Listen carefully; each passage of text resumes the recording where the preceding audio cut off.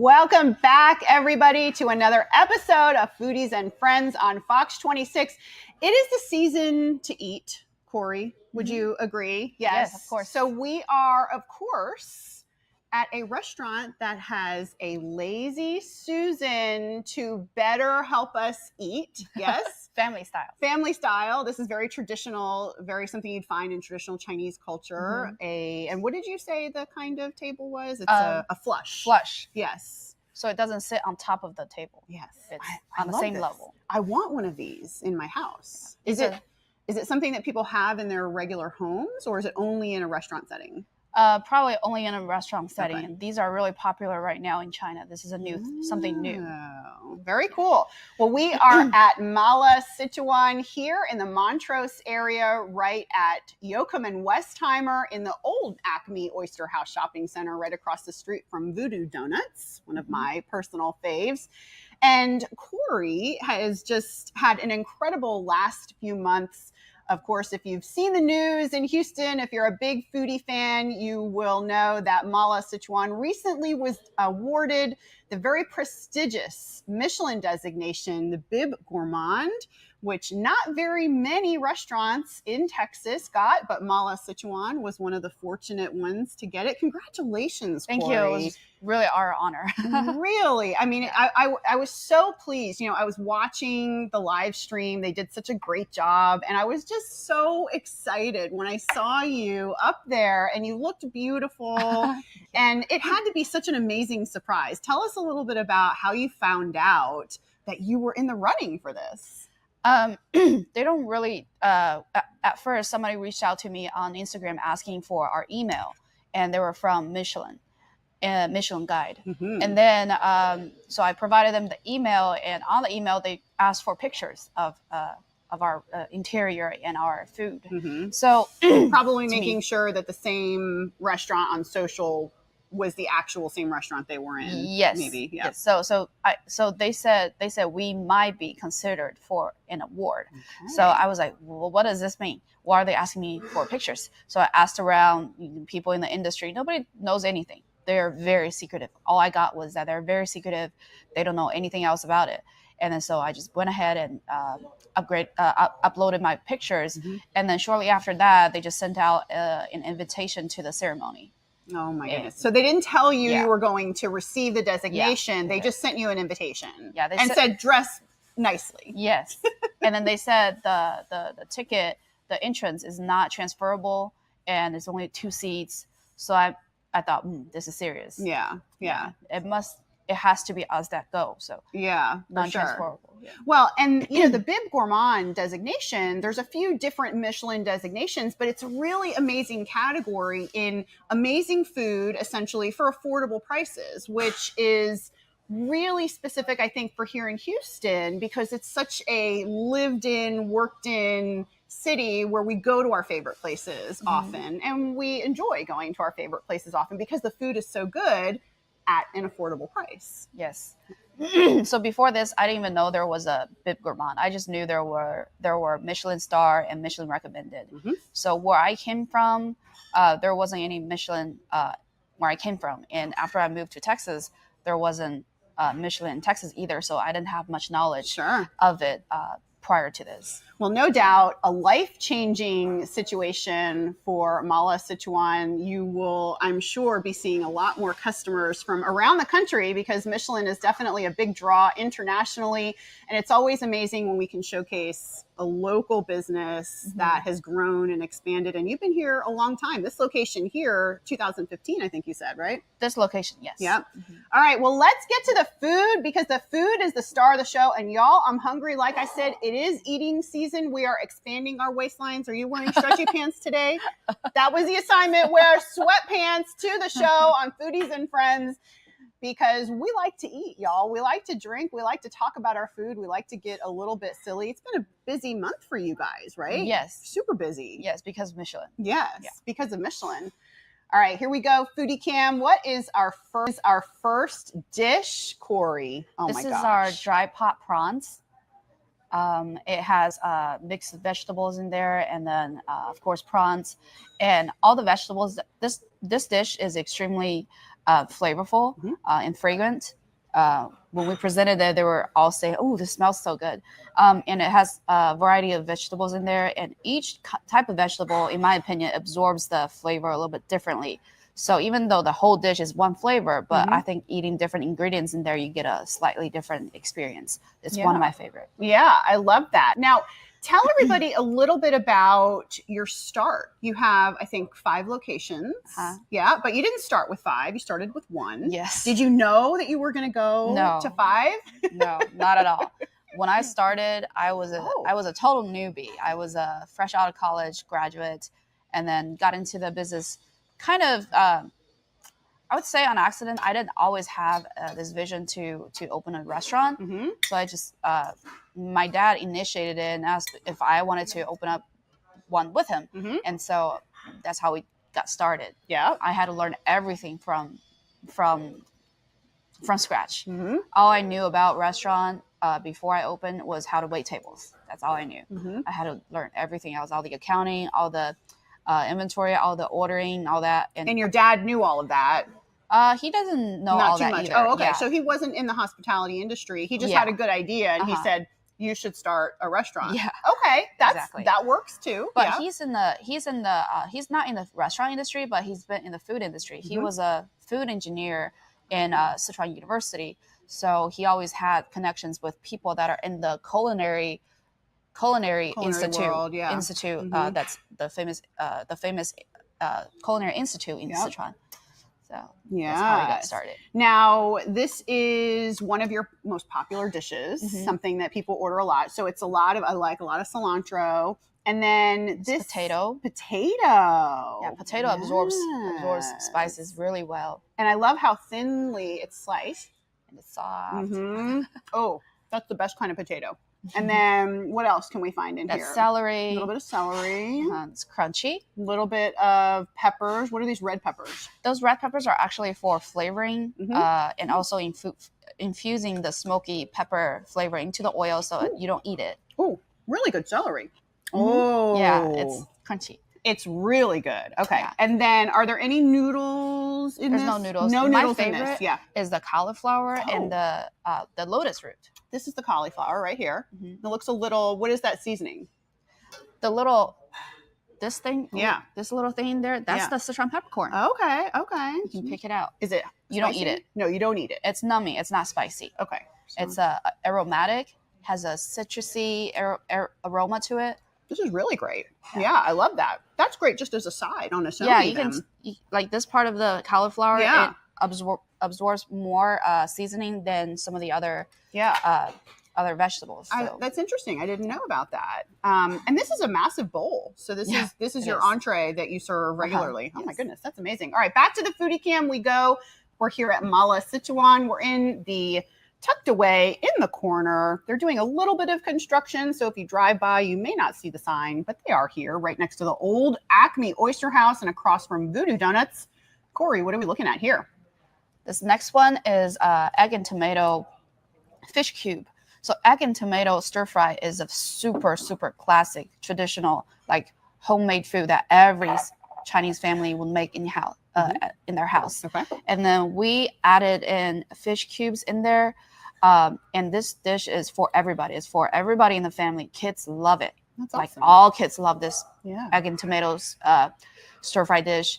And the elderly, where people don't have very good teeth, they can take this dish really well too, because it's just really soft and juicy and just saucy, just very easy to eat, and goes really well with rice.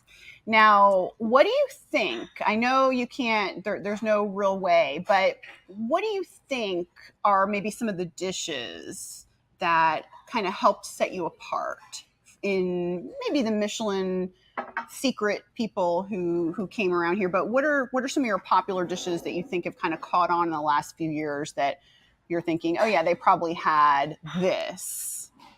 Okay, I would say that our restaurant is a very traditional, classic Sichuan restaurant.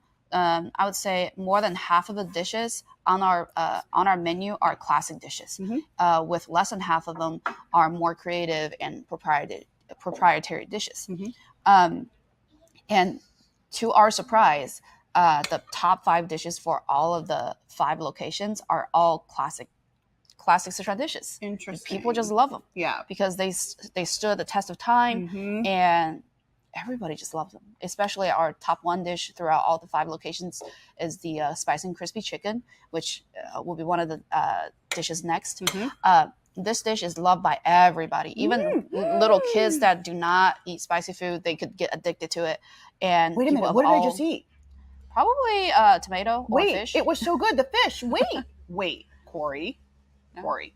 It literally melted. Yes, in very tender. my mouth. Very tender and very soft. My gosh. And then the sauce, it's like a little sweet tomatoey base. Yeah, it's like everybody loves ketchup. So this ketchup is basically tomato sauce. Yeah. You guys. And then there's egg in here too. Scrambled eggs. Oh my goodness. This is awesome. All right, back to the foodie cam we go. We're taking a look at some of the yummy dishes. They're telling me to hurry up. I'm just having fun eating, y'all. What are we looking at? That's the problem. They tell me to stop eating. Okay, what are we looking at, Cori? That is called the golden hook napa cabbage. What a golden hook is this little dried shrimp in the dish. And it really gives a lot of umami. It packs a lot of umami into this plain vegetable dish. And there's a pro tip for eating Sichuan food is that with a table of spicy dishes, you want 1 or 2 dishes that are palate cleansing. A little bit even. Yes, very, very mild and very refreshing. That kind of cleanses your palate in between this spicy dish and a different spicy dish, because all the dishes are supposed to have a different flavor profile. So in order to kind of cleanse your palate, them too. Yes. Yeah. So between different bites of different spicy dishes, you take a bite of this. You take a bite of this. Yes. Okay, and this is the cleansing palate mechanism. Yes, and it's just cabbage.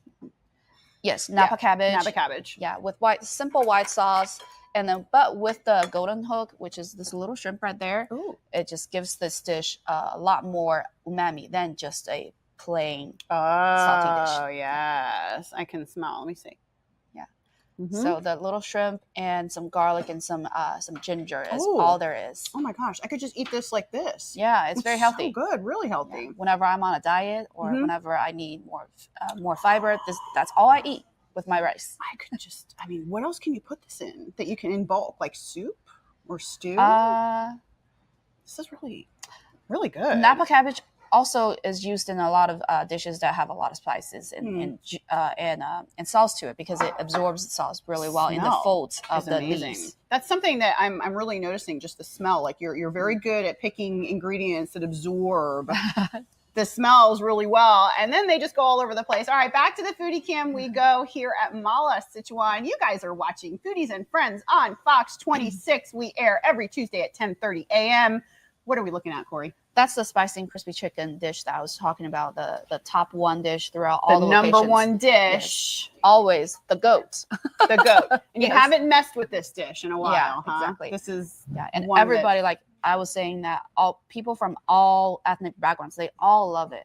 Like some of the dishes is mostly Chinese people who loves it, and some of the dishes mostly American people, but this one is loved by everybody. Mexican people, Indian people, people of just all cultural backgrounds. Yeah. And what's really cool, I think, and I know I keep going back to the Michelin, but you guys, it's such a big deal. What has to be so cool though is that, like you said, surprisingly, your top 5 dishes are just very basic traditional dishes that you're doing really well, but it has to make you feel really good inside that you're representing this type of cuisine really well in a way that, like you said, everyone in the world is being impressed by and is trying, and that's really a good thing that you're doing. Yeah, we already, we always have people from time to time that will come to tell us that we really changed their perception of the Chinese food, and we really changed their life, because some of the flavor profiles that we have, you won't get in any other cuisine. So this is changing my life right now. People, stop. Oh my goodness. So I shouldn't eat the red, though. Yeah. I should not. For me, I eat everything except for the the red chilies. I eat all the garlic in there, all the red green onion in there, all the cilantro in there too. I eat everything. Oh my I clean the goodness. plate.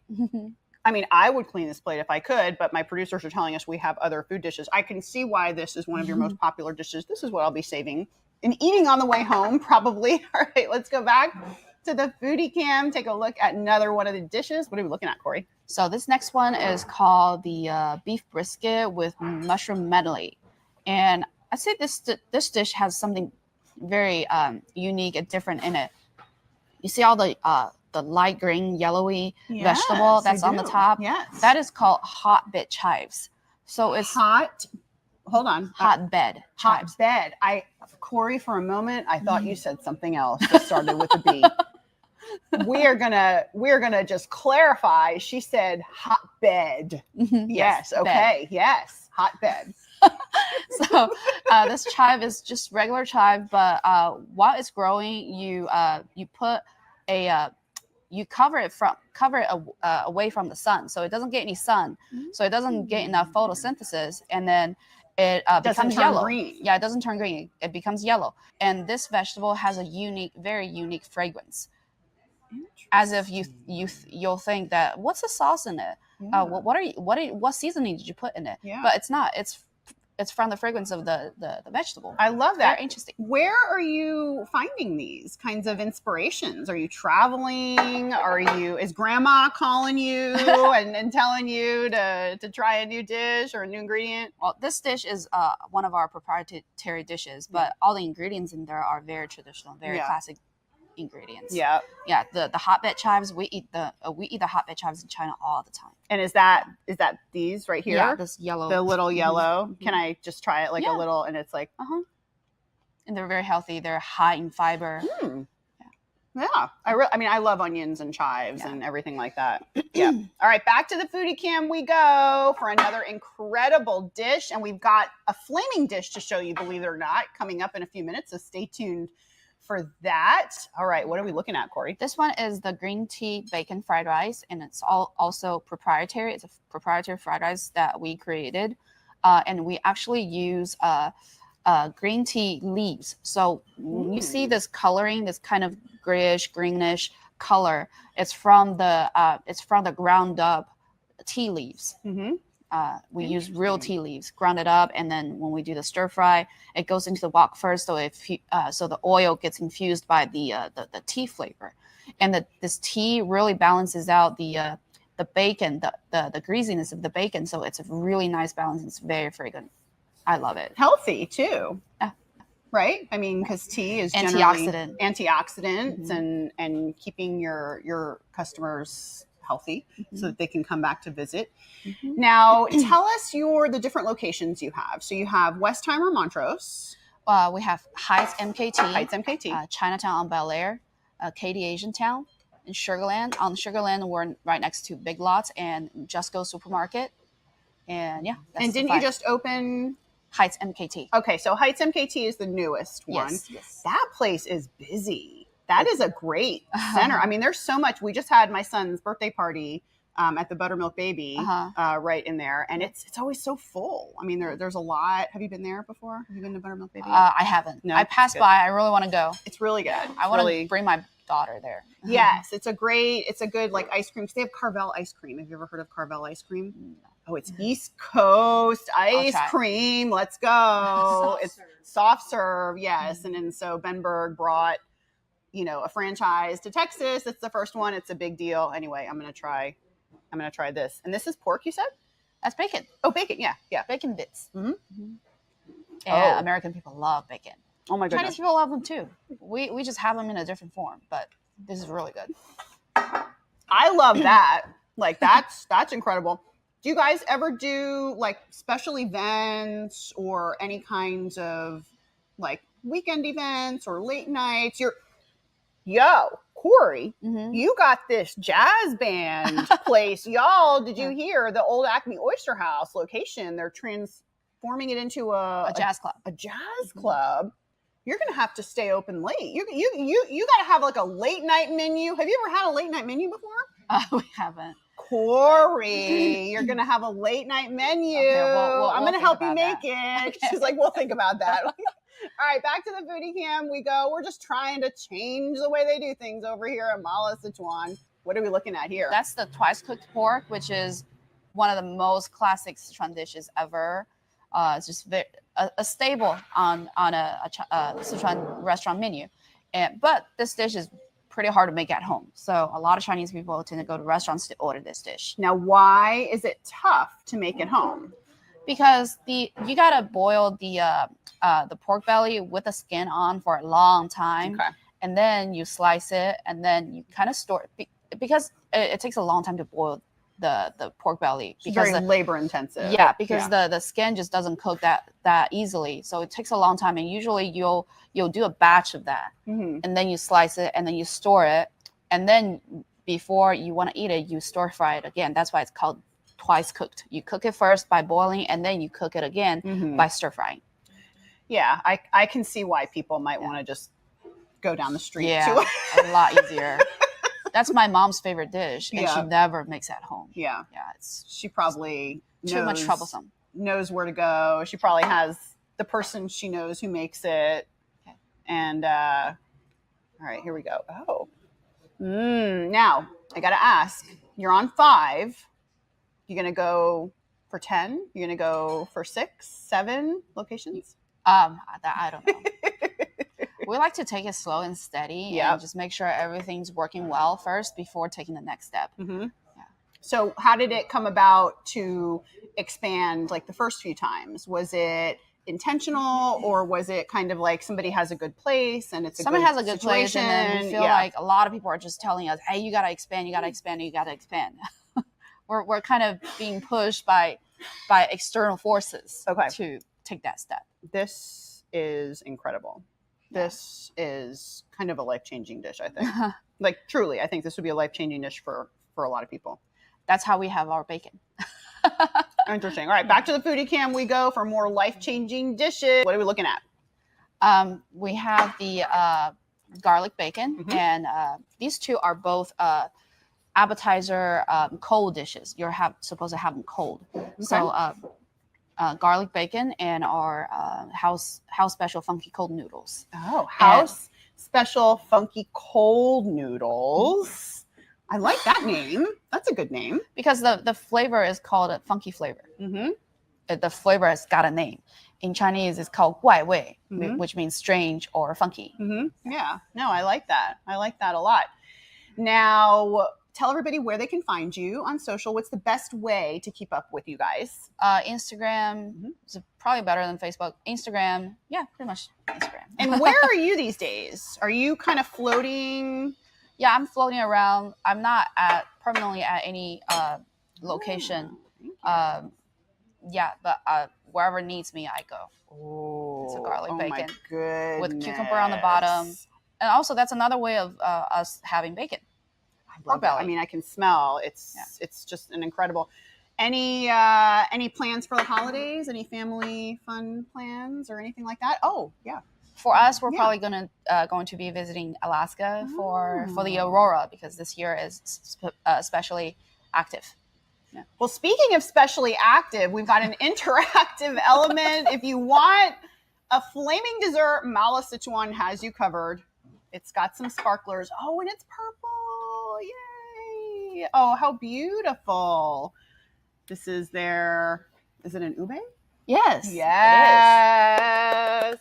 I am probably one of the biggest ube fans that you've ever met in your entire life. It's like a very pleasant purple color. It is a very pleasant purple color. Yeah. Very cute crepe style. All right, Cori, well, you have outdone yourself. Everything smells incredible. Everything looks incredible. These dishes are beautiful. And it is absolutely no shock to understand why the Michelin folks decided to award you the gourmand designation. And I have no doubt that you're going to continue helping Houston appreciate this kind of food. And remember, Mala Sichuan is participating in Eat Drink HTX, which runs February 15th through the 28th and benefits the Houston Food Bank. More information on that next month, but you guys can join us next week on another episode of Foodies and Friends on Fox 26. Y'all, we got to go. I got some ube, and you know what happens when they put ube in front of me. So we'll see you guys later.